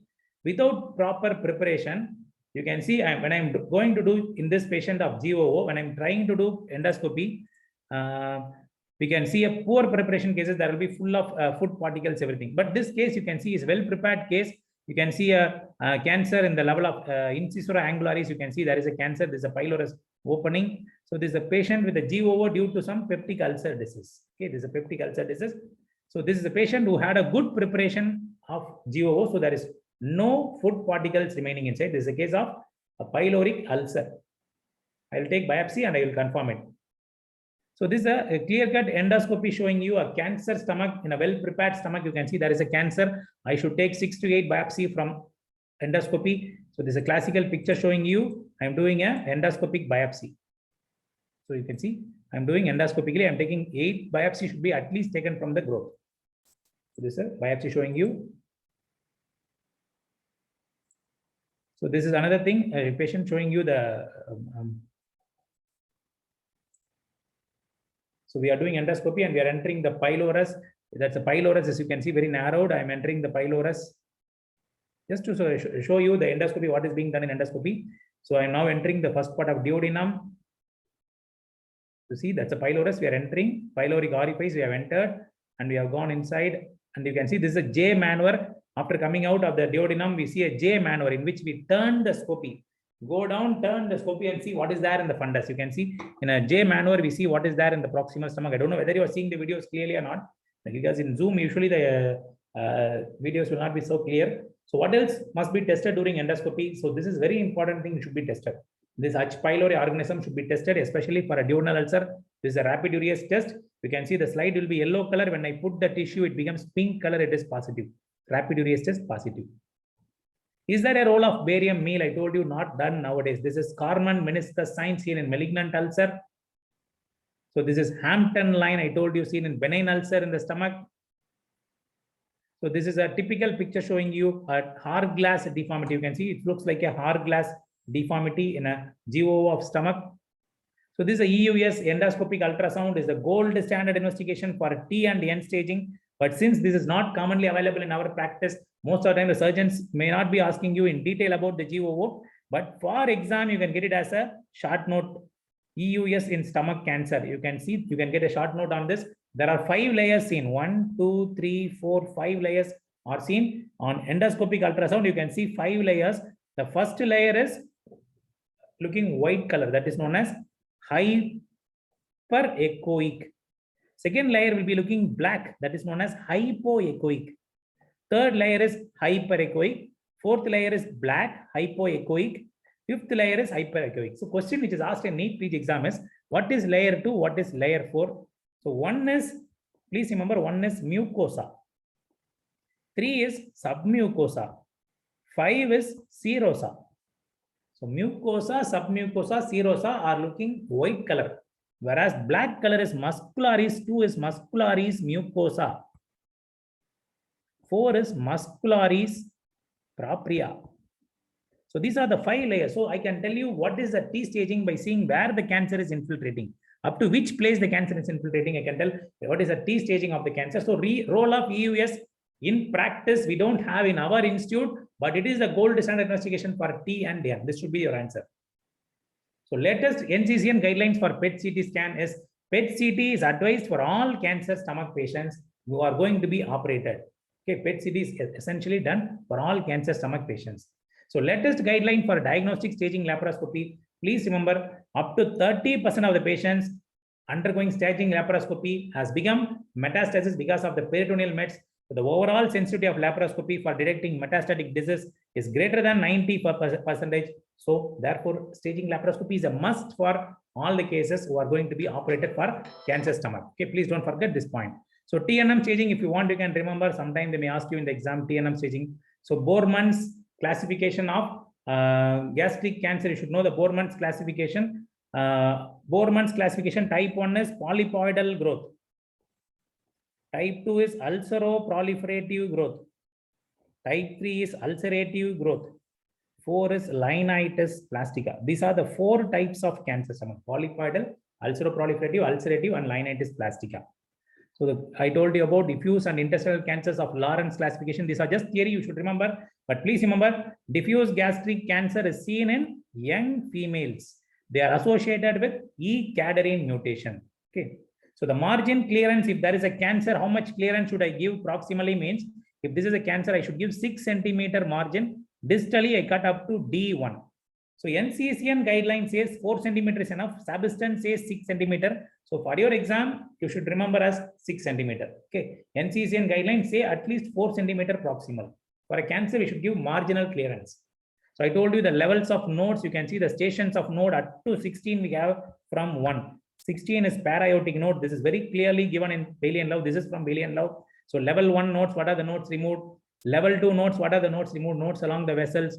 Level 3 along the major distant structures. All those things are removed. And this is Billrath 1. These are the questions the examiner may ask you to draw in a clinical viva.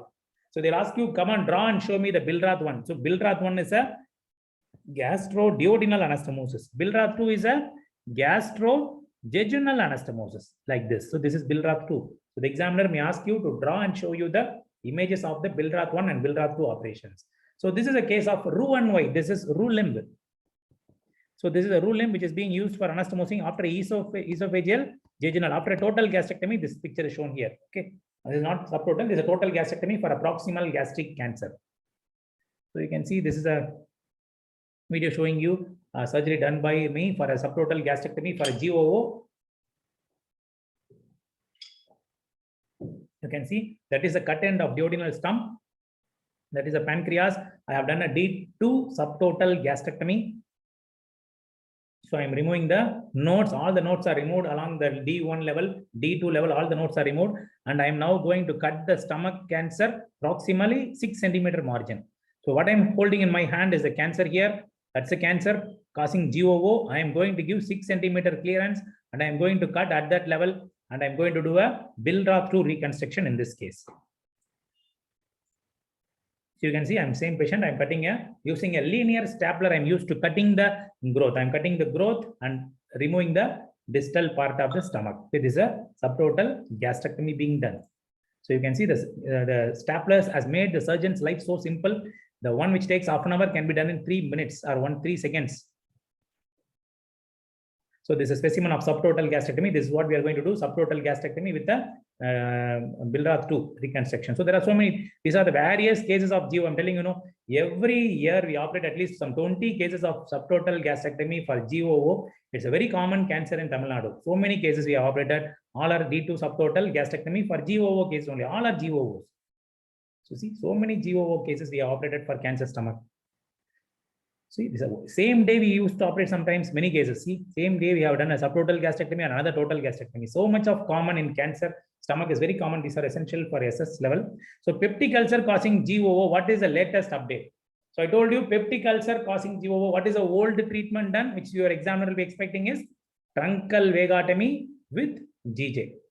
This is what you have to tell in your exams. But there is a latest update I want you to remember. Now what they are doing is Sabiston 21st edition has clearly mentioned no need of even TVGJ because we have excellent drugs to heal the ulcer like pantoprazole has come now. Therefore, endoscopic dilatation of the with or without stenting and H. pylori eradication are the mainstay of treatment now. Please, very interesting point. Endoscopically, we can do dilatation of the chronic cicatrized ulcer and I can put a stent inside without doing a GJY open method. Though we are not doing in practice commonly, these are there in Sabiston 21st edition. So this can be done. Just have in your mind, I can do endoscopic treatment for chronic duodenal ulcer. The examiner asks you more. It is a latest update from Sabiston. So salient questions from truncal vagotomy and GJ. What is criminal nerve of Grassi? It is a branch of posterior vagus nerve. Nerve of lateral jet supplies the pylorus, causing pylorus relaxation. High selective vagotomy, only the gastric branches are cut. Types of drainage procedure is commonly done as GJ. I told you, commonly done drainage procedure only, I told you that is GJ. Another procedure is also there. I can cut to open the duodenum like pylorus like this, and I will close it like this. What is this? This is known as pyloroplasty.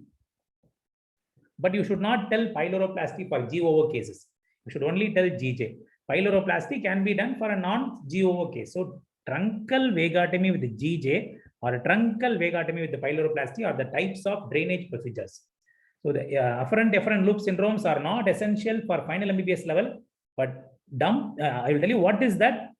Afferent loop and efferent loop syndromes are nothing but these are the two limbs I told you. If this afferent limb gets obstructed, it is afferent loop syndrome. This is obstructed is known as afferent loop syndrome. If this is obstructed, it is known as efferent loop syndrome. But this is usually a PG level question. They won't ask you what is afferent and efferent loop syndrome, but UG level, they will definitely ask you what is dumping syndrome. And how to prevent dumping will be definitely asked. There are two dumpings, early and late. Early dumping happens within 30 minutes. Late dumping happens in 1 to 3 hours. It is due to hypoglycemia. Early dumping is due to hypovolemia. Prevention of dumping is by eating a dry, small, frequent meals, high carbohydrate, low fat diet. Sorry, low carbohydrate, high fat diet.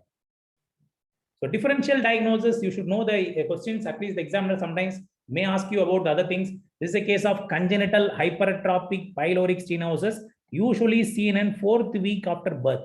The baby presents with the circular muscle hypertrophy of the pylorus, so the baby may have non-bilious vomiting. We have to do the surgery. The shown is known as Ramstad's pyloromyotomy. Ramstad pyloromyotomy is done.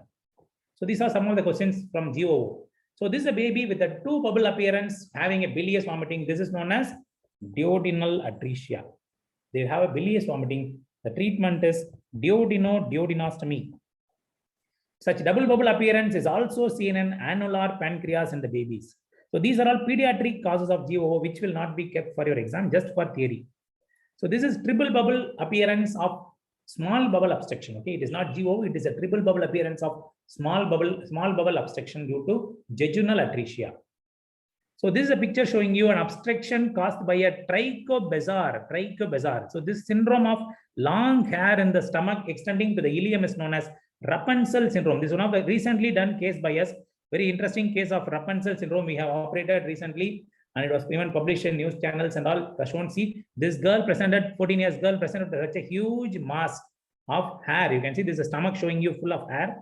So we have done a Rapunzel syndrome surgery. You can say I'm now opening the stomach to remove the hair out. So the hair is now going to be removed. That is fully loaded with the hair. I'm trying to remove the hair out now. You can see that stomach takes the shape. The hair takes the shape of the stomach. See, it is not coming out with even a big incision in the stomach.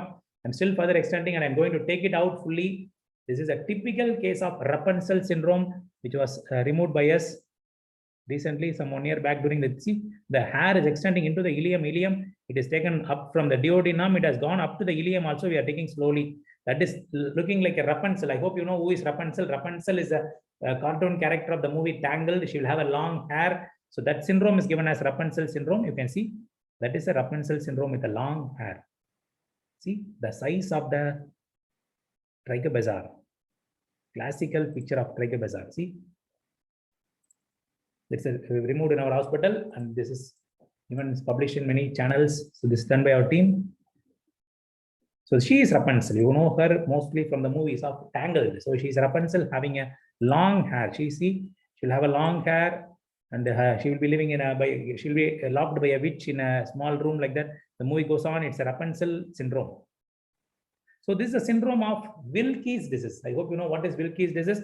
It is a compression of third part of duodenum by SMA, superior mesenteric artery compresses, and the patient will have severe vomiting and typical GO symptoms. It is very common in malnourished people because of severe weight loss. There is a compression seen known as Wilkie's disease, also known as SMA syndrome. So please remember, these are the various causes of GOO. Now it's a time for any of your doubts. If you have any doubts, you can post. I may answer the doubts. Yes, if you have any doubts, please tell. If you have any doubts, you can always post. I'm watching for your queries. Yes, Team Planet. Yeah, Team Planet. If there is any questions in the chat box, please share it here. Yes, please tell me any questions. Sir, we have not received any question yet from the delegates. Okay, that's fine. If there is no doubt, I think we can end the session at this point of time. Any other doubts? If you have, also you can always follow me on my Telegram channel, T-me Surgery Sixer. You can post your doubts here, or you can follow me in an Insta, the same Surgery Sixer, or in my Facebook. There is a group for final years, that is Surgery Sixer group. So Surgery Sixer group, if you type in Insta or Facebook or Telegram, you can get the details and you can post all your doubts there. Okay. Thank you for the opportunity, Dr. Praveen and Dr. Venkatesh, sir. Thank you so much. Any other doubts, if you have, you can post, or else we can end the session. Thank you so much, sir. Thank you so much, sir. You have spent around 2 hours for us. It's we are very much privileged to have you here, sir. Over to Praveen for official vote of thanks. Thank you. Thank you so much. Thank you. Yeah. Sir, it's been a pleasure to host you, sir. Thank you. So I thank you on behalf of IMA JD in Tamil Nadu, as well as SNO Tamilnadu, and on behalf of all the delegates who have attended this session. It has been absolutely tremendous, and we wish to do many more webinars with you in the future, sir. Sure, thank you so much. Thank you, Venkatesh. Thank you. I thank Venkatesh sir for giving me the opportunity, as well as Abul Hasan sir and other office bearers of IMA JD in Tamil Nadu, as well as SNO TN. Thank you very much, sir. We can conclude the session, sir. Thank you. Thank you. Thank you. Thank you. Thank you so much. Also, we are closing here for today. Good night. Thank you.